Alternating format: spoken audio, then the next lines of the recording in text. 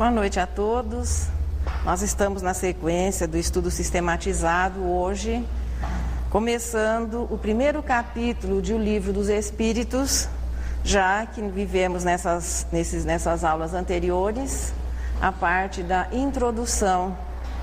Introdução essa riquíssima nos seus detalhes, riquíssima nas informações, já que a introdução de O Livro dos Espíritos não se propunha, como não se propõe, a ser apenas a introdução de uma obra, mas era a apresentação da ideia espírita à humanidade terrestre. Por isso que ela se estende em várias partes, e ali nós encontramos um resumo de todos os princípios espíritas, e é desse resumo que nós tiramos duas definições, duas considerações acerca de Deus. Deus é eterno, imutável, imaterial, único, onipotente, soberanamente justo e bom. Criou o universo que abrange todos os seres animados e inanimados, materiais e imateriais. São 16 questões nesse nosso primeiro capítulo, que vão da pergunta número 1 até a número 16. E a pergunta que abre o Livro dos Espíritos é: que é Deus? E a resposta, expressando assim na sua síntese, aquela maneira simples e objetiva que é uma das características dos bons espíritos, falarem pouco, mas dizerem muito com poucas palavras, nos vem ali a melhor definição de Deus de todos os tempos. Deus é a inteligência suprema do universo, causa primária de todas as coisas. Segue o Livro dos Espíritos, segue a codificação espírita, a mesma linha ideológica das demais revelações. O tema Deus sendo abordado sempre em primeiro lugar. No Decálogo, que oficializa o monoteísmo e traz nos seus parágrafos, nos seus artigos, a revelação da justiça, na sua verdadeira expressão, da justiça cósmica à humanidade terrestre, os dois primeiros artigos falam de Deus. Eu sou o Senhor vosso Deus, que vos tirei do Egito, da casa da servidão. Não tereis diante de mim outros deuses estrangeiros. Não fareis imagem esculpida, nem figura alguma do que está em cima no céu, nem embaixo na terra, nem do que quer que esteja nas águas sob a terra. Não os adorareis e não lhes prestareis culto soberano. E o segundo artigo que nos traz: não pronunciareis em vão o nome do Senhor vosso Deus. A síntese do cristianismo também traria o amor a Deus em primeiro lugar, o amor a Deus sobre todas as coisas e ao próximo como a si mesmo. A terceira revelação, o Espiritismo, segue na mesma sequência, trazendo em primeiro lugar o tema de Deus, iniciando, portanto, o Livro dos Espíritos, que na sequência dessa primeira parte vai abordando assuntos ligados à formação do universo, à formação do planeta, o surgimento dos seres vivos, e o tema Deus vindo em primeiro lugar nessa sequência de assuntos. Veja que à luz da ciência humana, nós vamos encontrar ali conceitos científicos que falam da formação dos seres, do surgimento do universo. Mas à luz da doutrina espírita, é uma abordagem filosófica. E Deus, o tema Deus já fica ali colocado com o indício correto da consideração de ser Deus a causa primária de todas as coisas. Compreender Deus tem sido, assim, uma necessidade do ser humano. É aquele processo de identificação muito importante, por exemplo, que se reflete na infância, quando é muito importante uma boa identificação das crianças com os pais. Portanto, tem sido muito importante para o ser humano compreender um pouquinho melhor o Criador, já que faz parte da nossa natureza, existe dentro de nós um sentimento que nos atrai para o Criador. A esse sentimento se dá o nome de sentimento de religiosidade, e que é o reflexo da lei de adoração, que é uma das leis que regem o mundo moral, que regem o espírito no seu desenvolvimento moral. É um sentimento muito atuante, um dos primeiros a se manifestar, e vai se exteriorizando através das religiões que foram surgindo nos cultos religiosos, nos conceitos religiosos de todos os tempos.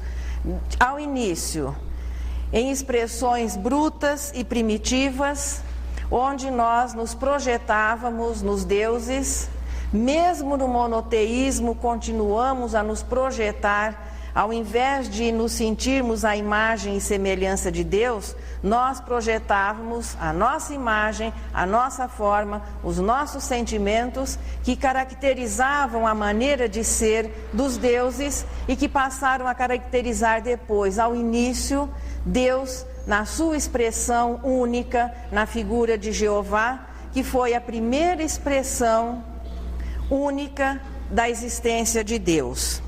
A primeira reforma religiosa oficializa o quê? Oficializa a existência de um Deus único à humanidade terrestre e imprime um novo curso, um novo direcionamento ao sentimento de religiosidade. Não mais a idolatria, não mais aquela multiplicidade de deuses, contudo, a imagem mental humana de Deus passa a fazer parte, veja, dos conceitos, passa a fazer parte do nosso dia a dia. A imagem de Jeová não é nada mais, nada menos que um patriarca com superpoderes, um patriarca com uma capacidade maior, mas ainda muito ligado, muito restrito a um conceito humano, e não ainda representando a expressão do Criador.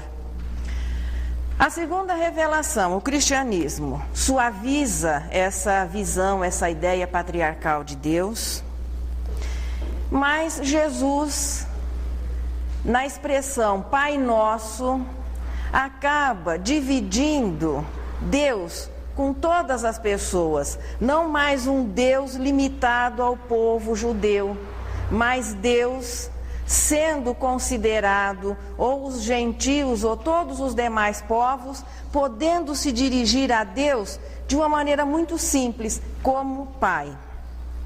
A partir do Decálogo, fica abolida a idolatria. Portanto, a partir daí, não mais se representou Deus através de imagens, através de esculturas. A partir do cristianismo, a unidade divina nos leva ao desenvolvimento do sentimento de fraternidade. E esse comportamento fraterno, ou seja, o amor entre os irmãos, passa a ser, a partir de agora, um dever para a humanidade terrestre. Apesar de tudo isso, as religiões continuaram a insistir e continuaram a investir não em uma imagem oficializada ou desenhada ou esculpida de Deus, mas Deus continuou a ser considerado como alguém idoso, sábio, bom, às vezes aborrecido, zangado, não compreendendo as dificuldades e as imperfeições das suas criaturas, que de algum lugar do céu, e quando se coloca a palavra céu dentro desse conceito, é um céu limitado apenas à humanidade terrestre, pois a pluralidade dos mundos não é uma possibilidade considerada sob essa ótica. Portanto, Deus cuidaria apenas dos mais ou menos os 6 bilhões de almas atualmente vivendo aqui no planeta Terra, daqueles que já morreram e que porventura possam estar no céu, aqueles mais felizes que tiveram assim um desempenho melhor e conseguiram alcançar o céu, que só é atingível a partir de uma única experiência, de uma única encarnação. E que assiste impassível às estrepolias dos demônios que tentam corromper a humanidade, E que quando as suas sugestões são aceitas, essas almas desavisadas são castigadas por toda a eternidade, acreditaram nas palavras daqueles que vieram corrompê-las e depois ficam relegadas a um sofrimento que vai eternizar-se. Essa é a visão que as religiões têm apresentado de Deus. O dia 18 de abril de 1857, nós podemos ter a certeza, no futuro vai ser uma data muito comemorada, possivelmente de uma maneira diferente das nossas comemorações atuais. Não apenas a data comemorativa ser uma oportunidade de descanso ou de lazer, mas naquele momento a comemoração é para nos lembrar a importância daquele acontecimento. 18 de abril de 1857, que é o dia em que o Livro dos Espíritos é colocado, veja, ele é apresentado à humanidade terrestre, é um novo marco, é a terceira reforma do sentimento de religiosidade e que traz consigo a melhor definição de Deus, vindo de encontro àquela necessidade de compreender melhor Deus, num processo de identificação, num processo assim de segurança, para que a confiança se estabeleça, para que a nossa fé em Deus possa ser realmente firme, forte, aquela certeza da existência e da proteção que Deus pode nos oferecer.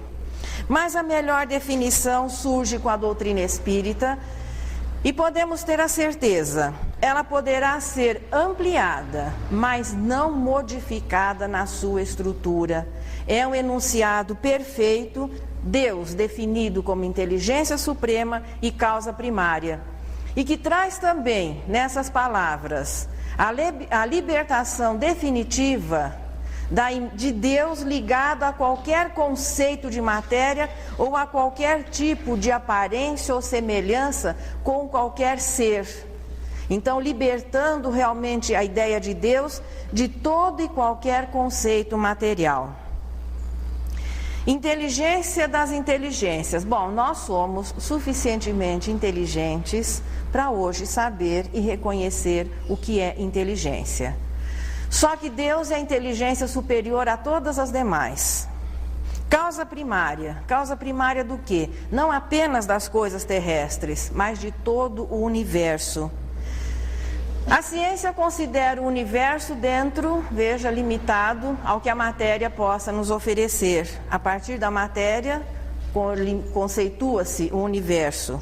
Para o Espiritismo, o universo não se limita apenas ao conceito material, mas a doutrina espírita considera o universo no seu aspecto material, a partir de todas as criações possíveis, através do fluido cósmico universal, que nós aqui o vemos representado naquela tabela periódica dos elementos, mas o universo espiritual, domínio do princípio inteligente, dimensões que se entrelaçam, dimensões que se harmonizam, já que a matéria precisa da existência do espírito para que ela possa organizar-se, para que ela possa agregar-se e compor todas as coisas e todos os seres.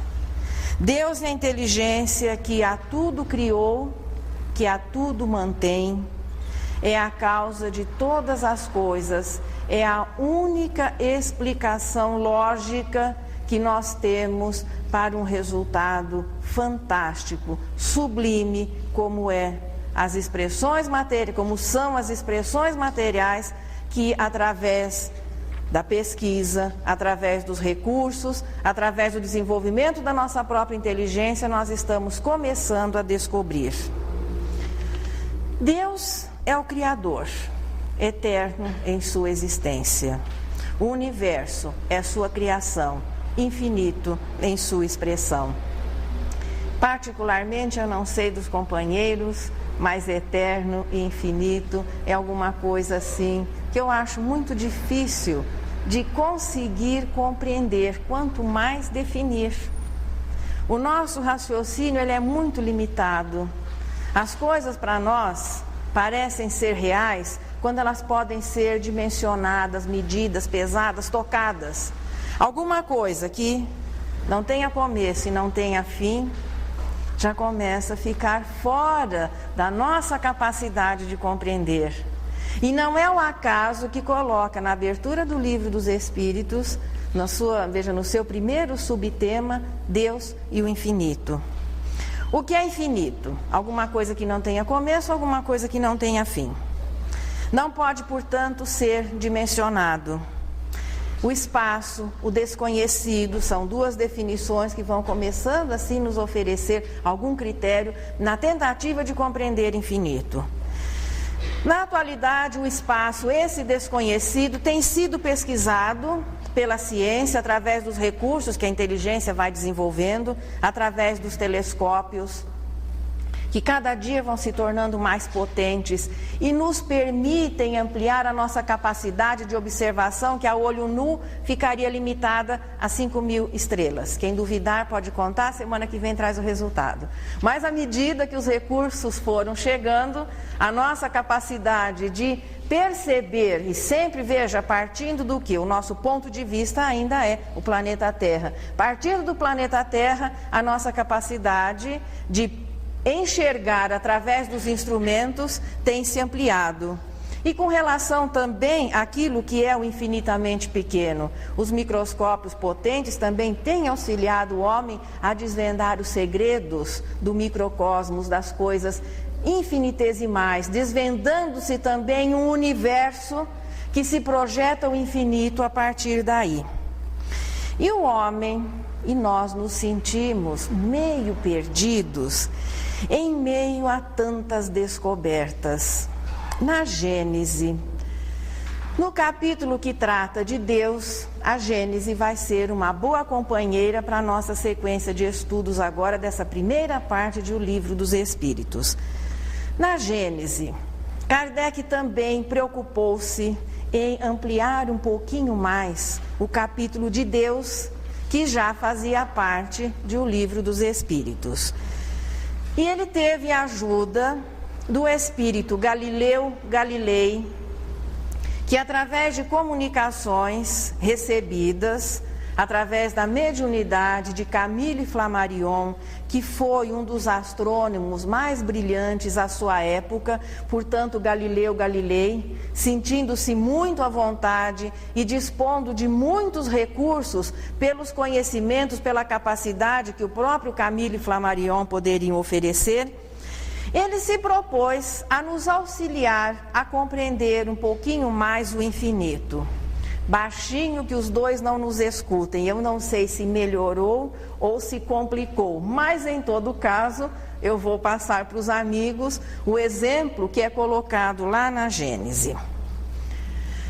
Quando o homem se propôs a mapear, a começar assim, de uma certa maneira, a dimensionar, claro que a partir da Terra, o espaço, de início, imaginamos que o sistema métrico decimal resolveria os problemas como resolve por aqui, no planeta. Infelizmente, não resolveu. Utilizar-se desse recurso para medir espaço se mostrou já de início insuficiente.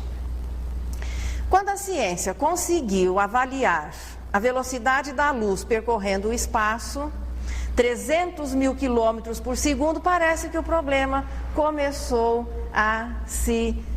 ao início de uma solução, embora quem de nós consegue imaginar ou compreender o que são 300.000 quilômetros por segundo? Acho que nenhum de nós, pelo menos por enquanto. Mas em todo caso nós enchemos a boca e falamos, não, a luz percorre o espaço a velocidade de 300.000 quilômetros por segundo e com esse cálculo nós podemos avaliar as distâncias com relação ao universo. Foi exatamente o que Galileu fez, só que ao invés de falar velocidade da luz, ele fala velocidade do relâmpago. Assim, fazendo-se os cálculos a 300.000 quilômetros por segundo, multiplicando-se até que se chegue a um ano, nós fomos informados de que um ano-luz corresponde a 9 trilhões de quilômetros. Mas fica mais prático, né? 9 trilhões de quilômetros é alguma coisa assim, parece que um pouco mais real. Mas Galileu diz o seguinte, que se nós, hipoteticamente, nos lançássemos em uma viagem a partir do planeta Terra, à velocidade da luz, seguindo sempre adiante a uma velocidade fantástica de 300 mil quilômetros por segundo, em um ano teríamos percorrido 9 trilhões de quilômetros, mas essa viagem seria sempre sequente, sempre adiante, anos, séculos, milênios. Quem tem labirintite começa a sentir meio tonto. Não parando. Mesmo que sequentemente mantivéssemos essa velocidade, essa direção, a Terra teria desaparecido há muito da nossa visão, o nosso sistema solar, a nossa galáxia. E o que é que nós iríamos encontrando? Sempre a eterna sucessão, projetando-se ao infinito de galáxias, de estrelas, de sistemas, de planetas, e não encontraríamos aquela plaquinha de fim do infinito. Eu não sei se essa definição ajuda ou complica, mas em todo caso ele diz que nós não teríamos avançado nessa viagem hipotética de milênios à velocidade da luz, sequer um passo dentro do infinito. Pois é, parece que uma inteligência eterna somente poderia criar algo infinito. O universo, portanto, na sua expressão material, é a prova que no momento se torna assim mais concreta da existência de Deus. O trecho seguinte do nosso capítulo nos traz provas da existência de Deus. Melhor seria deixar que a descrença provasse a não existência de Deus, porque as provas todas estão à nossa volta, só não as enxerga quem não quer. Por mais que o homem tenha progredido, por mais que a espécie humana tenha se desenvolvido dentro da sua própria espécie, por mais que nós tenhamos transformado, porque a bem da verdade nós ainda não criamos nada. Todas as nossas pesquisas dependem do elemento inicial, e os elementos iniciais nós não os criamos. Nós temos transformado, nós temos modificado, nós temos interferido um pouquinho na ordem geral das coisas por aqui no planeta Terra, nos aproveitamos dos efeitos dessa criação inteligentíssima, precisa, e que ainda de vez em quando ouvimos alguém falar que tudo isso é obra do acaso. Por maior seja a nossa inteligência, por melhores sejam os nossos recursos, mas o homem ainda não criou nada. E o que nós estamos sentindo à medida que por esses recursos, por esse desenvolvimento intelectual, nós alcançamos e começamos a perceber alguma coisa, é que o universo é um primor de disciplina, lógica, ordem e beleza. Se o efeito é tão maravilhoso assim, é tão sublime, a causa naturalmente terá que ser muito maior. E se não há efeito sem causa, que é um enunciado aceito pela ciência, um efeito inteligente, podemos dizer perfeito em todas as suas expressões, só poderia ter como causa uma inteligência superior, uma inteligência perfeita, uma causa, portanto, inteligentíssima. Se a essa causa, que demonstra a sua capacidade, que demonstra a sua perfeição nos mínimos detalhes, nós quisermos dar o nome de acaso, Acredito que o conceito de acaso, então, terá que ser modificado e nós teremos que inverter. Acaso não deixará de ser alguma coisa que eventualmente possa acontecer, mas acaso terá que ser sinônimo de planejamento e de repetição, de constância. Um acaso inteligente vai deixando de ser acaso, porque ele passa a ser algo intencional. Se é intencional, é efeito de um ato intelectual. A prova material, portanto, da existência de Deus nos tem sido oferecida desde que o homem teve capacidade para perceber a natureza que o rodeia. O universo, na sua expressão material, portanto, é a prova da existência de Deus. Existem algumas coisas que têm feito a humanidade sonhar ou que têm, assim, nos perturbado. Mesmo que hoje a ciência coloque algumas definições acerca das estrelas, então nós sabemos que podem ser sóis, que podem ser planetas, que podem ser, até em alguma situação, alguns satélites que reflitam o brilho do Sol, mas estes corpos celestes, sejam o que eles forem, estão acima da nossa capacidade. Nós percebemos a sua presença, está comprovada a existência deles. O brilho destes corpos celestes tem enfeitado milenarmente as nossas noites, com mensagens vivas, não só de esperança, mas mensagem que nos falam de algo superior que os tenha criado e colocado por lá. E o universo, na sua expressão espiritual, se reflete no quê? Neste sentimento inato que existe em todos os espíritos, que se reflete na humanidade desde as suas expressões mais primitivas, aquela certeza interior da existência de algo superior. Quem teria despertado no homem primitivo a ideia da existência de deuses? Parece que hoje a ideia de Deus é o resultado de um processo de educação.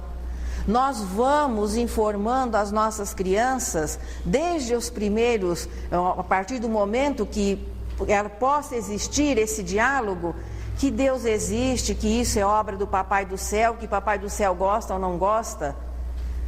Mas parece que a ideia de Deus passa a ser um processo de educação. Mas quem teria informado ou despertado na humanidade, no alvorecer dos primeiros tempos, a ideia da existência desse algo superior, que se manifestou em primeiro lugar nas crenças do politeísmo, porque a nossa era uma incapacidade nossa de conseguir compreender um único ser, aliando em si toda a sabedoria, todo o conhecimento, tudo aquilo que nós imaginávamos existir nesse ser superior. Então, a nível de uma melhor compreensão, nós dividíamos os sentimentos, dividíamos os acontecimentos, atribuindo-os a seres diferenciados. Mas quem é que teria ensinado nos ensinado nas nossas primeiras expressões da existência desse ente superior? Se anteriormente a descrença era sinônimo de sabedoria, então era assim chique ser descrente. O materialismo emprestava assim às pessoas que se diziam como tal aquele ar de superioridade, de não concordarem com aquelas infantilidades como era considerada a religião. Hoje a descrença é sinônimo de ignorância, porque ainda não conseguiu-se provar a existência do tudo como sendo o resultado de uma transformação do nada. Não conseguimos uma melhor explicação a não ser a existência de Deus como causa primeira da existência de todas as coisas. Deus, portanto, é a única explicação lógica para a existência do universo e para a própria vida. Como é Deus? Será que alguém já se perguntou? Um dia, quando nós estávamos alinhavando esse trabalho em outros programas, eu ouvi uma expressão interessantíssima. Em um programa para as crianças, Até que de início o senhor que apresentava o programa estava indo muito bem. Não sei porque depois a conversa foi levada para o lado de Deus. Ele me fala que Deus é aquele homem bom que mora no céu. Triste. Aí foi melhor mudar de canal, porque infelizmente ele comprometeu até tudo aquilo que vinha sendo colocado anteriormente. Como é Deus? Deus é aquele homem bom que vive lá no centro, ou melhor, que vive no céu? Idoso, porque nós imaginamos assim que o conhecimento venha com a idade. Bom. E de uma certa maneira, em alguns momentos assim, meio incompreensível, não conseguindo entender a dificuldade das suas criaturas, dos seus filhos. O probleminha todo é, nós vivemos as expressões do politeísmo e da idolatria, representando, ou melhor dizendo, nos representando nos deuses durante milênios seguidos. De repente, há 1300 anos antes de Jesus, nós fomos informados que não deveríamos mais fazer imagens, de nos representarmos nas imagens ou nas esculturas, atribuindo nessa representação ou vendo nessa representação a divindade. A proibição à idolatria acabou deixando um vazio que os milênios seguintes, poucos até, não conseguiram ainda preencher. Quer dizer, o desenvolvimento do nosso sentimento de religiosidade ainda não conseguiu, para muitas pessoas, preencher esse vazio que era antes ocupado pela representação material de Deus ou dos deuses. A nossa mente é muito concreta, o nosso raciocínio assim é meio paralelepípedo mesmo. Então, compreender Deus na sua expressão espiritual ainda cria uma série de dificuldades. Na Bíblia, no primeiro livro da Bíblia, no Velho Testamento, no Gênesis, existe um determinado trecho onde é dito que o homem seria feito à imagem e semelhança de Deus. E Jesus um dia afirmaria lá no Novo Testamento que nós éramos deuses, vós sois deuses. Compreendendo essa nossa necessidade de uma, assim, representação ou de algum critério que facilitasse a nossa compreensão da natureza divina, os espíritos providenciaram, assim, algumas características. Veja, através dos atributos de Deus. O que é um atributo? É alguma coisa que faz parte, é inerente, faz parte da natureza.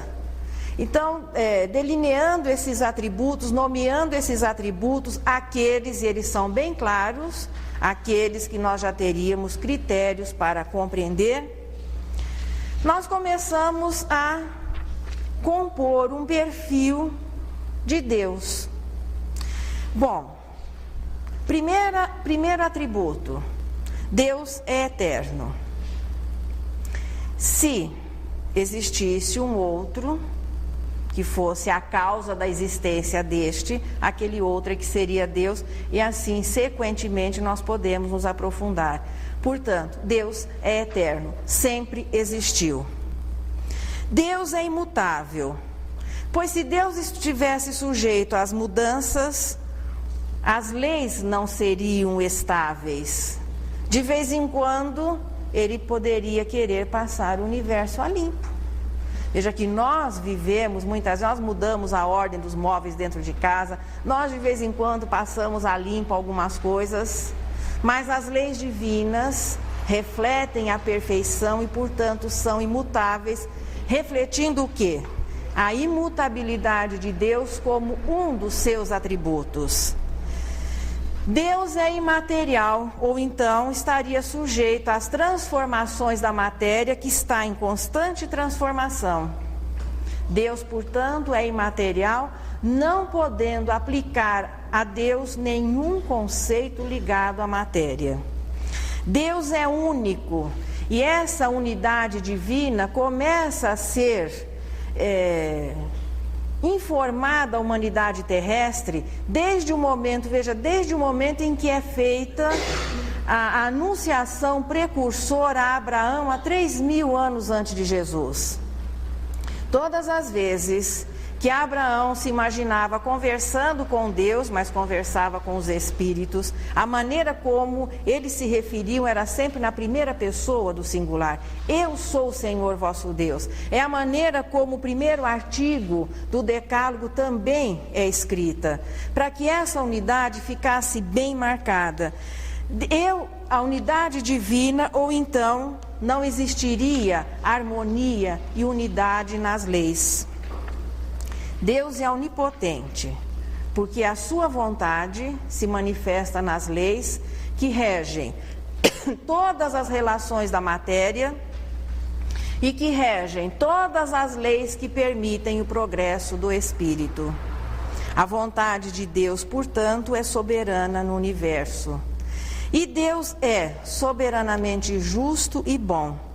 Bondade e sabedoria que se revelam em todos os detalhes do universo na sua expressão material e em todos os detalhes do universo na sua expressão espiritual, que nós estamos começando através, veja, da ciência espírita a descobrir. A obra mais importante da criação divina, isso é bom ressaltar-se. Quando nós contemplamos esse universo infinito, o espaço, os corpos celestes, é alguma coisa que tem assim deslumbrado a humanidade. Mas não são as estrelas, não são as galáxias, a maior criação de Deus. A perfeição que existe no corpo humano, que a ciência vem descobrindo a cada dia, os detalhes, muitos que têm assim deixado embasbacados os pesquisadores, a precisão que existe no nosso corpo, também o corpo humano não é a mais alta expressão da criação divina, não é a mais importante obra da criação. A mais importante obra da criação, para o qual tudo o mais existe, é o espírito que somos nós. Não o espírito ainda confundido com o corpo. Não a alma tomada muitas vezes como uma expressão do princípio vital, mas o espírito que vai ser definido mais tarde no Livro dos Espíritos como o brilho de uma centelha etérea e que se manifesta, se torna conhecido apenas por enquanto, pelas emissões em onda eletromagnéticas do pensamento. É a única maneira que nós temos dentro da nossa realidade aqui, planeta de prova e expiação, de ter certeza da existência do espírito, é através dos efeitos do pensamento. Se o espírito é feito à imagem e semelhança de Deus e não o inverso, que Deus seria feito à nossa imagem e semelhança, então a visão de um Deus humano, como nós poderemos compreender onde vamos encontrar essa semelhança? Mas é muito simples. Deus é eterno, mas a alma é imortal. Nós temos um começo, mas nunca mais teremos fim. Nunca mais deixaremos de existir. Particularmente, eu volto a dizer, eu ainda não consigo compreender muito bem o que é esse não deixar de existir. A partir do momento que fomos individualizados do princípio inteligente, passamos a viver todas as experiências que os reinos mais simples puderam oferecer, porque o espírito tem que se unir à matéria para que ela possa agregar-se, para que ela possa compor todas as formas, mas é através dessa união que ele desenvolve a sua capacidade mental e depois ele vai desenvolver a sua capacidade moral até que um dia atinja a perfeição relativa que o espírito pode alcançar. A eternidade de Deus se reflete na nossa imortalidade, atributos da divindade, faculdades do espírito. Deus é imutável, mas nós somos perfectíveis. A cada dia, a cada instante, a cada momento estamos desenvolvendo a nossa inteligência e os nossos valores morais, até que atinjamos aquela perfeição relativa que é concedida ao Espírito. Deus é imutável nas suas perfeições. Nós somos perfectíveis. Deus é imaterial. Nenhum conceito de matéria pode se aplicar à divindade. E o Espírito? O Espírito é incorpóreo. Ele, veja, ter ou não ter um corpo é uma fase passageira na vida de todos os espíritos, mas nós não somos o corpo. Existe sempre uma independência entre os dois. Alma e corpo não se encontram, a não ser no processo de união através do perispírito, que é o elemento de ligação entre os dois. Alma e corpo são incompatíveis. Apenas unem-se através do espírito, que é constituído de uma matéria mais leve, mais sutil, para que o espírito possa, a partir dessa união, progredir. Portanto, Deus é imaterial e nós, na nossa constituição, somos incorpóreos. Deus é único. E a unidade divina se manifesta na nossa individualidade. Desde o momento da nossa criação, somos individuais. Apenas que no decorrer dessa jornada, à medida que nós vamos nos aperfeiçoando, nós vamos tomando consciência dessa individualidade. Deus é onipotente, a sua vontade é soberana no universo. Mas Ele nos outorgou, nos concedeu o livre-arbítrio. Nós dispomos de vontade até para dizer que não acreditamos na existência dEle, até para não corresponder e não viver as leis divinas. Essa liberdade de julgamento, de arbítrio, de ação, à medida que nós vamos nos tornando mais experientes, melhor informados, mais vividos, vai se refletindo na responsabilidade dos nossos atos. Deus é soberanamente justo e bom. Podemos dizer que o Espírito é potencialmente bom, porque nunca existiu nem vai existir um Espírito que a partir do início da sua fase inicial de ignorante, desconhecendo tudo, simples ignorante, não se tenha transformado em um anjo, em um espírito purificado. Todos, de início, simples, ignorantes, podendo optar nas primeiras expressões entre o bem e o mal, que é a vivência ou não das leis divinas, mas o resultado final é a pureza de espírito, que é o amor e sabedoria. Deus é amor e sabedoria na sua constituição. A alma também é amor e sabedoria na sua expressão. Deus tem se revelado aos homens através das suas obras, e nós conhecemos essa revelação através da providência divina, que cuida de todos os detalhes. Nada foi esquecido para que nós pudéssemos nos sentir bem, para que nós pudéssemos desenvolver o nosso potencial. Mas é só à medida que nós vamos progredindo, desenvolvendo a nossa capacidade intelectual e moral, que nós começamos a compreender um pouquinho do que é Deus infinito. Mas que isso não se constitua no momento em desânimo. Nós ainda vamos chegar lá na escala espírita, mas eu vou adiantar um pouquinho. O espírito imperfeito tem uma noção vaga de Deus,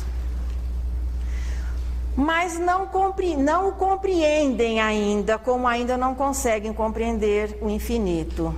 Os bons espíritos, sim, à medida que nós vamos progredindo, uma das características do bom espírito, compreender Deus, compreender o infinito. É para isso que nós estamos caminhando. Por enquanto, a definição de Deus como inteligência suprema e causa primária é a melhor que nós temos. Poderá ser ampliada, mas não modificada. E essa inteligência, que é a causa primeira de todas as coisas, se utiliza para que tudo possa existir, para que o universo espiritual possa existir, para que o universo na sua expressão material possa existir, para que nós, os espíritos, possamos existir e progredir de uma lei única. Com uma única lei, ele cria e dirige tudo. A única lei que existe no universo é o amor. Por isso, se ainda nos é difícil compreender Deus na sua inteligência e como causa primária, podemos nos utilizar da definição de João Evangelista: Deus é amor. Facilitando em muito a nossa vida. O amor realmente simplifica todas as coisas. Dessa maneira nós vivemos a nossa primeira aula, na sequência agora dos capítulos do Livro dos Espíritos, na próxima semana, dos elementos gerais do universo. É sempre bom nos lembrarmos que passe é terapia de emergência. O que promove a cura é o nosso esforço no bem. Passe é medicação, é quando por algum motivo nós ficamos assim incapacitados de assimilar essas energias, que nós estamos mergulhados nelas. Mas em muitas oportunidades nós temos a necessidade assim de uma medicação mais ativa, é o passe. Então é muito importante nesse momento em que quando nós nos dirigimos à câmara de passe, que a gente mantenha um padrão tranquilo, que naquele momento nós participemos da prece, que nos coloquemos numa posição assim de receber. E essa prece que é feita aqui no fechamento nos auxilia muito para que esse padrão, esse clima facilite a transmissão e facilite a recepção. A depressão é uma das causas que muitas vezes as pessoas buscam, não só tratamento especializado, como o atendimento de passes. E Maria Dolores dá uma receitinha aqui para as nossas depressões. Vamos ver o que ela nos trouxe hoje. Dizes que sofres angústias até mesmo quando em casa, que a tua dor extravasa nas cinzas da depressão, que não suportas a vida, nem te desgarras do tédio, o fantasma em cujo assédio afirma que tudo é vão. Perto da rua em que moras, há uma viúva esquecida. Guarda o avô quase sem vida e 3 filhinhos no lar. Doente, serve em hotel, trabalha na rouparia, busca o pão de cada dia sem tempo para chorar.